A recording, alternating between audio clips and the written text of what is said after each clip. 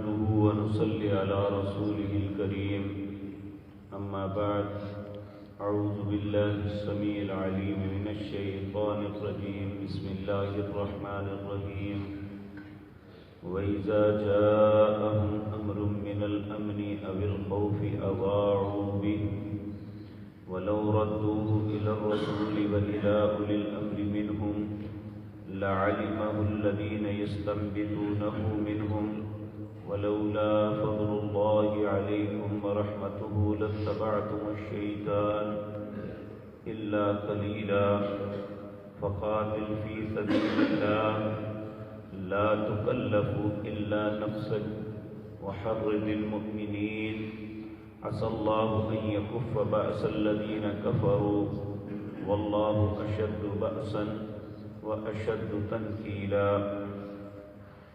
من يشفع شفاعة حسنة يكن له نصيب منها ومن يشفع شفاعة سيئة يكن له كفل منها وكان الله على كل شيء مقيتا.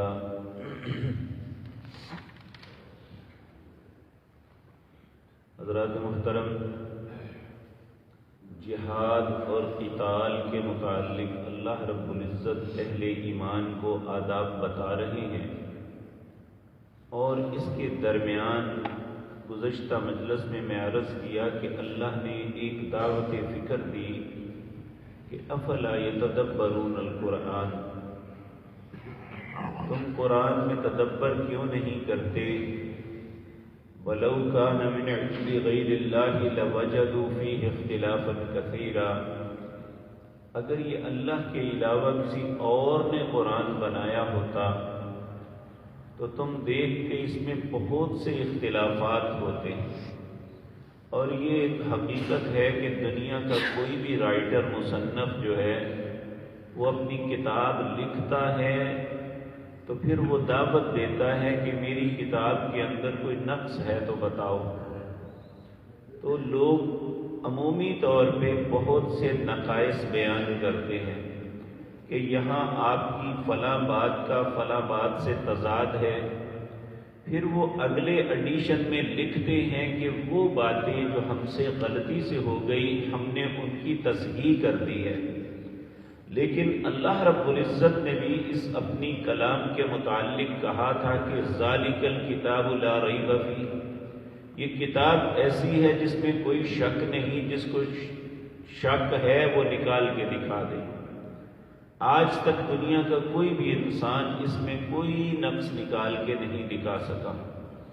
اور دوسری بات، جب ہم قرآن پہ تدبر کرتے ہیں تو بہت سی ایسی گریں کھلتی ہیں، بہت سی ایسی باتیں سامنے آتی ہیں جو انسان اپنے آپ کو صحیح سمجھ کے کر رہا ہوتا ہے، حقیقتاً وہ صحیح نہیں ہوتی. اور بہت سی ایسی باتیں ہیں جو ہم لا علمی میں یا ویسے ہی اپنی روٹین میں باتیں کر دیتے ہیں، لیکن وہ معاشرے کے لیے، انسان کی اپنی ذات کے لیے، ان کے وطن کے لیے انتہائی نقصان دہ ہوتی ہیں. ایک بات یہی اگلی آیت میں سمجھائی جا رہی ہے کہ چونکہ مدینہ منورہ میں ہجرت کے بعد سے لے کر نبی کریم صلی اللہ علیہ وسلم کے دنیا سے تشریف لے جانے تک 83 جنگیں ہوئی، یعنی یہ 10 سال کے عرصے کے اندر 83 جنگیں ہوئی. یہ آپ اندازہ کر لیں، یہ تقریباً 1 سال کے اندر 9 کے قریب جنگیں بنتی ہیں. تو 1 سال میں 9 جنگیں لڑنا یہ چھوٹی سی بات نہیں. آج کوئی ملک ایک جنگ لڑ لے تو دیوالیہ ہو جاتا ہے، اس کے پلے کچھ نہیں رہتی. اور صرف وجہ یہ ہے کہ آج بھی ہم اگر قرآن کے اصولوں کو اپنا لیں تو ساری زندگی بھی حالت جنگ میں رہیں تو کچھ نہیں ہوگا. تو اللہ رب العزت یہاں ایک بات سمجھا رہے ہیں کہ بعض تھوڑ دلے لوگ یا کمزور لوگ یا منافق لوگ، ضروری نہیں کہ ہر آدمی منافق ہی ایسا کرتا ہے، مخلص مسلمان بھی کمزور دل بعض اوقات ایسا کردار ادا کر دیتا ہے. وہ کیا ہے؟ وَإِذَا جَاءَهُمْ أَمْرٌ، اللہ فرماتے ہیں جب بھی کوئی بات ان کے پاس پہنچتی ہے، من الامن او الخوف، چاہے وہ امن کے متعلق ہے یعنی کوئی اچھی خبر ہے، اب الخوفی یا خوف کی خبر ہے کہ تمہارے خلاف یہ پلاننگ ہو رہی ہے، یہ تو اذاعوا بھی فوراً اس کا چرچا کرنا شروع کر دیتے ہیں، یعنی اس کی تحقیق نہیں کرتے، جس کا نتیجہ کیا نکلتا ہے؟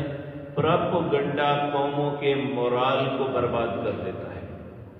آج دیکھیں کہ دنیا کے اندر ہتھیاروں کی جنگ سے زیادہ زبردست جنگ جو ہے وہ پراپوگنڈے کی جنگ ہے۔ میڈیا کے ساتھ لوگوں کے ذہنوں کو معاف کیا جاتا ہے، ان کے ذہنوں کو مرعوب کیا جاتا ہے، وہ اپنے لڑائی سے پہلے ہی ہتھیار ڈال دیتے ہیں۔ آپ دیکھیں، میں پہلے بھی یہ بات عرض کر چکا کہ افغانستان ایک ایسا ملک ہے دنیا میں کہ 3 دنیا کی سپر طاقتوں نے انہیں ملیا میٹ کرنے کی کوشش کی۔ پہلے برطانیہ کی گورنمنٹ منہ کی کھا کے چلے گئے، پھر اس کے بعد روس نے کیا، ٹکڑے ٹکڑے ہو گیا، اب امریکہ ہے تو انشاءاللہ اس کی بربادی بھی اللہ کی توفیق سے بالکل قریب ہے۔ یہ ساری باتیں کیوں ہوئی؟ 2 سبب ہیں۔ ایک، اس قوم نے اپنی زبان کو نہیں چھوڑا، دوسروں کی زبان کو نہیں اپنایا۔ ہماری گفتگو کے اندر زیادہ تر، بے شک ہم نہیں بھی پڑھے ہوئے، ہماری گفتگو میں زیادہ تر کوشش ہوتی ہے کہ اپنے آپ کو پڑھا لکھا بتانے کے لیے انگلش کے لفظ استعمال کریں، اور ہمارا کوئی ڈاکٹر، کوئی انجینئر، کوئی اچھا دماغ اپنے ملک میں اس لیے نہیں ٹکتا کہ اس نے چونکہ انگریزی میں ہی سب کچھ پڑھا ہے اور وہ انہیں لے جاتے ہیں۔ جن ممالک نے اپنی زبانوں کو ترک نہیں کیا وہ دنیا میں ترقی اور عروج پا گئے۔ چائنا میں ایک ڈاکٹر ہے جو جگر کی ٹرانسپلانٹ کرتا ہے، اور اس وقت وہ دنیا میں یعنی 1-2 ڈاکٹروں میں ایک تھا۔ امریکہ کا صدر بش جونیئر جو تھا، یہ وہاں گیا، اس نے بلینک چیک پہ سائن کر کے دے دیے کہ اس پہ جو مرضی سائن کر لو، امریکہ میں آ جاؤ۔ اس نے جواب دیا کہ چائنا کو میری ضرورت ہے، مجھے پیسے کی ضرورت نہیں۔ یعنی چونکہ وہ بھی آپ دیکھیں، ترکی کا حکمران وہ اگر اقوام متحدہ میں بھی جاتا ہے تو اپنی زبان میں تقریر کرتا ہے، چائنا کا جاتا ہے تو اپنی، ہمیں اتنا کمپلیکس ہے کہ ہم یہاں بھی بات کریں تو انگریزی میں ہی کرتے ہیں۔ افغان ایک ایسی قوم ہے جنہوں نے دوسروں کی زبان کو اپنایا نہیں، اپنی زبان کو چھوڑا نہیں۔ دوسرا، انہوں نے دنیا کا میڈیا، ریڈیو، ٹیلی ویژن اور دوسری چیزیں اپنے گھروں میں نہیں آنے دی، اور اس کا سبب کیا ہے؟ ان کے لوگ مرعوب ہیں، انہیں کسی کا کوئی خوف ڈر نہیں، اور جب تک میڈیا کی جنگ میں انسان جو ہے ذہنی طور پہ پسپا نہ ہو جائے تو کوئی قوم مرتی نہیں ہے جلدی۔ تو یہاں یہ بات یاد رکھیں، امریکہ ہے، وہاں ہم سے زیادہ جرائم ہوتے ہیں، لیکن وہ کوئی جرم ان کے میڈیا پہ نہیں آتا کہ کہاں ڈکیتی ہوئی، کہاں قتل ہوا، کہاں کیا ہوا، کوئی نہیں۔ یہاں کیڑی پہ بھی کچھ ہو جائے تو فوراً میڈیا پہ آ جاتا ہے کہ پتہ نہیں کیا بن گیا۔ دبئی ہے، بہت زیادہ جرائم ہے، لیکن کوئی چیز ان کے میڈیا پہ نہیں آ سکتی، جس کی وجہ سے وہاں کوئی خوف مسلط نہیں ہے۔ یہ جو ہے ہر بات کو اڑا دینا، یہ قوموں کے لیے تباہی کا سبب بنتا ہے، اور ہمارے اندر بھی یہ بہت عادت ہے کہ جو بات سنی فوراً آگے چلا دی۔ حالانکہ نبی کریم صلی اللہ علیہ وسلم کا فرمان ہے، کفا بالمرء کذبا ان یحدث بکل ما سمع، کسی بندے کے جھوٹا ہونے کے لیے اتنا ہی کافی ہے کہ وہ ہر سنی سنائی بات کو آگے چلا دے، یعنی اس پہ تحقیق نہ کرے۔ یہاں بھی اللہ رب العزت فرماتے ہیں وَإِذَا جَاءَهُمْ أَمْرٌ مِّنَ الْأَمْنِ أَوِ الْخَوْفِ أَضَاعُوا بِهِ، جب بھی ان کے پاس کوئی ایسی بات آتی ہے جو امن کی یا خوف کی ہو، فوراً اس کا پروپیگنڈا کرتے ہیں، پھیلاتے ہیں۔ اللہ فرماتے ہیں وَلَوْ رُدُّوهُ إِلَى الرَّسُولِ وَإِلَى أُولِي الْأَمْرِ مِنْهُمْ، کاش یہ اپنی بات اللہ کے رسول تک پہنچاتے کہ ہم نے یہ بات سنی ہے، آپ اس کی تصدیق فرمائیں، یا اولی الامر کے پاس، یعنی جو بڑے بڑے صحابہ تھے، جو بڑے دانا اور عقل مند تھے، جنہیں اللہ نے نبی کریم کی بہت قرب عطا کیا تھا، جس طرح سیدنا عمر، سیدنا ابو بکر، سیدنا عثمان، سیدنا علی، عبد الرحمن بن عوف اور اس طرح کے کبار صحابہ اولی الامر، ان کے پاس بات لے جاتے لَعَلِمَهُ الَّذِينَ يَسْتَنبِطُونَهُ مِنْهُ، کہ وہ اس بات کی تصدیق کرتے، اس کا استنباط کرتے، اس کو کلیئر کرتے کہ بات ہے کیا۔ کہا اگر ایسا کرتے تو پھر تمہارے لیے کوئی تکلیف نہ آتی۔ کہا وَلَوْلَا فَضْلُ اللَّهِ عَلَيْكُمْ وَرَحْمَتُهُ، اگر تم پہ اللہ کا فضل اور اس کی رحمت نہ ہوتی، لَاتَّبَعْتُمُ الشَّيْطَانَ إِلَّا قَلِيلًا، تم میں سے اکثر لوگ شیطان کے پیچھے چل پڑتے، بہت کم لوگ ہیں جو اس پروپیگنڈے سے متاثر نہ ہوتے۔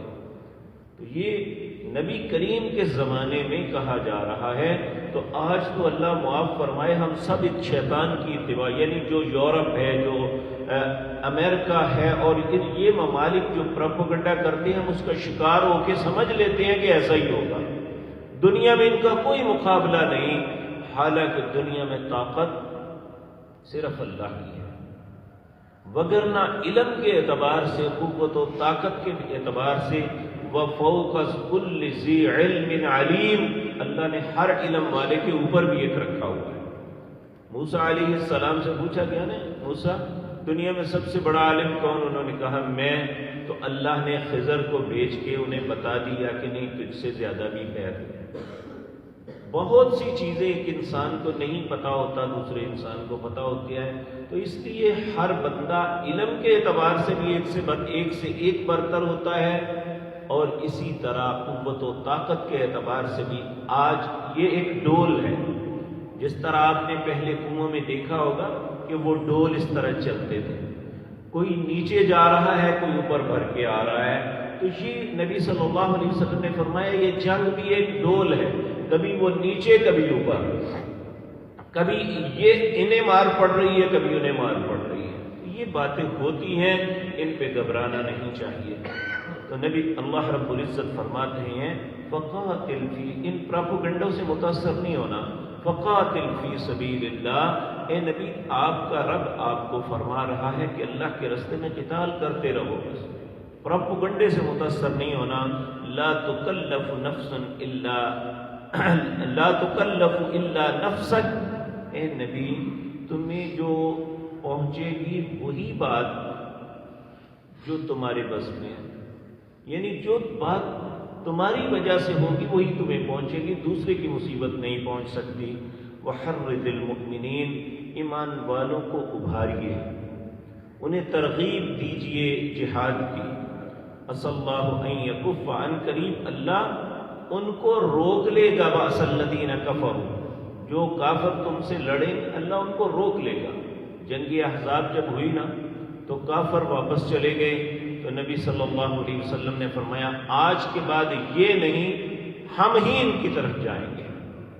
یعنی پہلے بدر کے لیے آئے، پھر وہ احد میں آئے، پھر احزاب میں آئے اہل مکہ، تو پھر جب احزاب سے اللہ نے انہیں وَرَدَّ اللَّهُ الَّذِينَ كَفَرُوا بِغَيْظِهِمْ لَمْ يَنَالُوا خَيْرًا، اللہ فرماتے ہیں میں نے انہیں ان کے غصے میں ہی واپس لوٹا دیا۔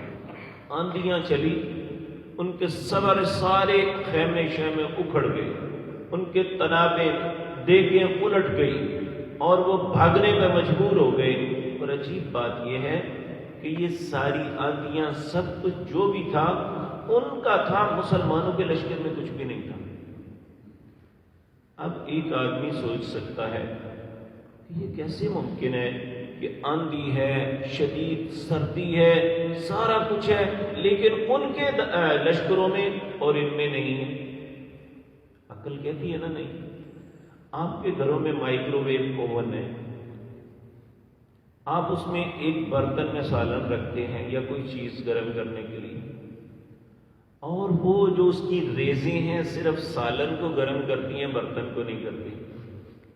اگر ایک انسان اپنی عقل کے بل بوتے پہ یہ کر سکتا ہے کہ وہ ایک چیز گرم ہوتی ہے، بلکہ اب ایک چولہا آیا ہے، وہ پلیٹ ہے الیکٹرک، آپ اس کے اوپر ہاتھ رکھ دیں تو آپ کا ہاتھ نہیں جلے گا، لیکن اس کے اوپر میٹل کا کوکر رکھ دیں یا کوئی برتن رکھ دیں تو وہ اس دودھ کو ابال دے گا، اس سالن کو پکا دے گا، روٹی کو پکا دے گا. لیکن آپ ہاتھ رکھیں گے تو آپ کا ہاتھ نہیں جلے گا. اگر ایک انسان اپنی عقل کے بل بوتے پہ ایسی ایجادات کر سکتا ہے تو اللہ تو واللہ علی کل شیء قدیر، وہ ہر چیز پہ قادر ہے، وہ کیوں نہیں کر سکتا؟ تو اس لیے وہاں یہ پہلے ہم لوگ کہہ سکتے تھے کہ کیسے ممکن ہے کہ ایک دائرے کے اندر آندھی بھی چل رہی ہے اور وہاں سردی بھی بہت ہے اور یہاں کچھ بھی نہیں ہے. تو اللہ رب العزت جو چاہے وہ کر سکتے ہیں. تو اللہ فرماتے ہیں آپ نے ان کے پروپیگنڈے سے نہیں گھبرانا، بلکہ کیا کرنا ہے؟ فقاتل فی سبیل اللہ، اللہ کے راستے میں قتال کرنا ہے. لا تکلف الا نفسک، کوئی تکلیف نہیں پہنچے گی مگر وہ جو تمہارے مقدر میں ہے. وحرج المؤمنین، ایمانداروں کو قتال پہ ابھاریے.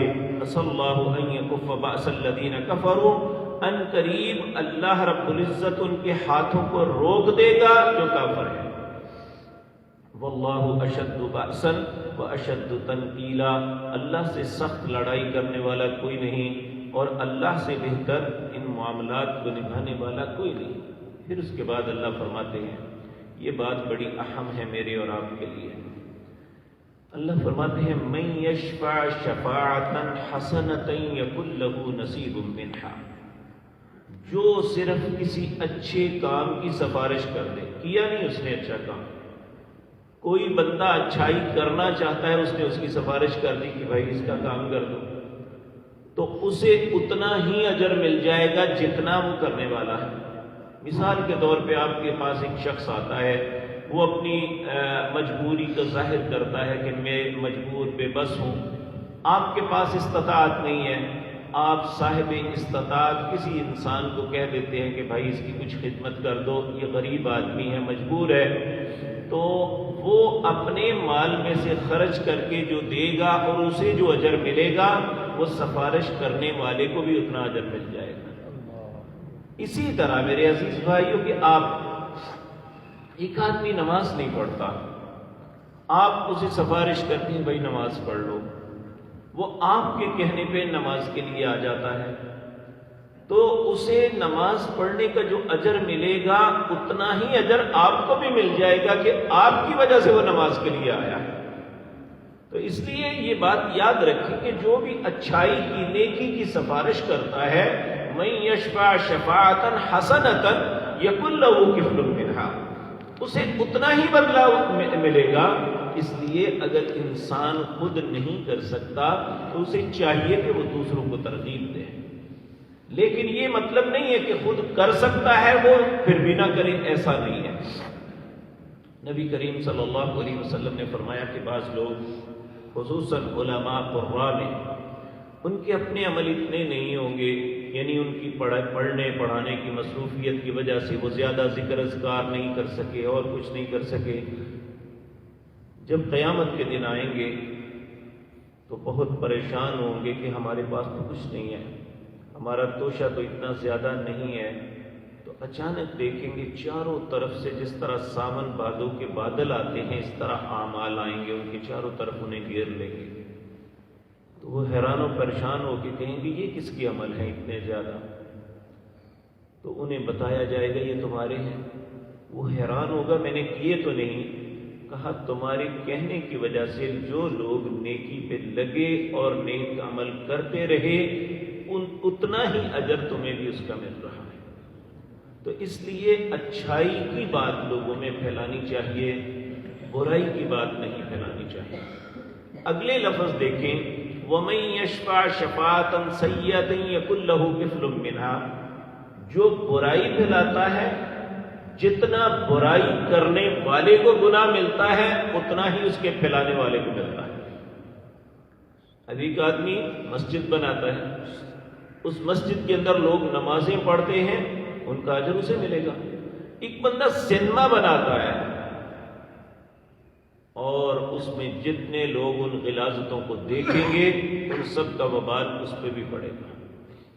اس لیے یہ بڑی اہم بات ہے ہماری زندگی کی۔ اللہ سورۃ انفطار میں کہتے ہیں علمت نفس ما قدمت وأخرت۔ اس دن ہر انسان جان لے گا جو اس نے آگے بھیجا، آگے تو وہ ہے جو ہم نے اپنے لیے بھیجا، وأخرت ہم کچھ اپنے کردار کی وجہ سے معاشرے میں بھی چھوڑ جاتے ہیں۔ بہت سے لوگ اچھائیاں چھوڑ جاتے ہیں اور ان کی اچھائیوں کو مرنے کے بعد بھی لوگ یاد کرتے ہیں، اس نے فلاں اچھا کام کیا، فلاں اچھا کام کیا، فلاں بھلائی کا کام کیا، فلاں کے ساتھ خیر کی۔ اور کچھ بد نصیب ایسے ہوتے ہیں، اللہ ہم سب کو محفوظ رکھے، جو اپنا کردار کی وجہ سے بہت سی غلاظتیں پیچھے چھوڑ جاتے ہیں۔ تو اس لیے یہ بات یاد رکھیں کہ جو بھی کردار انسان ادا کرتا ہے وہ اچھا ہے یا برا، اس کا بدلہ اسے ملے گا۔ اگر اس نے اچھائی کو پھیلایا ہے تو اس کا بدلہ اچھا ہے، اور اگر برائی کو پھیلایا ہے وَمَن يَشْفَعْ شَفَاعَةً سَيِّئَةٍ يَكُن لَّهُ كِفْلٌ مِّنْهَا، اسے بھی اس کا بدلہ ملے گا۔ اس میں ایک مثال آپ یہ بھی لے لیں، ہم اپنے معاشرے کے اندر صرف اللہ نے اختیار دیا ہے، ایک چور آ گیا ہے تو اسے بھی چھڑانے کے لیے چل پڑے، ایک بدکار آ گیا ہے اسے بھی چھڑانے کے لیے چل پڑے۔ اب اس نے بدکاری نہیں کی، اس نے چوری نہیں کی، صرف اسے چھڑانے کے لیے گیا، اس کی حمایت کے لیے گیا، تو جس طرح اس بدکار کو اس بدکاری کا، اس ظلم کا اللہ کے ہاں بدلہ ملے گا، یہ بھی اس میں حصے دار بن گیا ہے، یہ بھی اس چور کا حصے دار بن گیا ہے جس نے چور کو یعنی سزا دلوانے کے بجائے اس کی سفارش کی کہ اسے چھوڑ دیا جائے۔ تو یہ ہمارے معاشرے میں بگاڑ اسی لیے ہے کہ ہم اس بات کو سمجھنے کی کوشش نہیں کرتے۔ ہم اچھی سفارش کریں گے تو اس کا بدلہ اچھا ہے،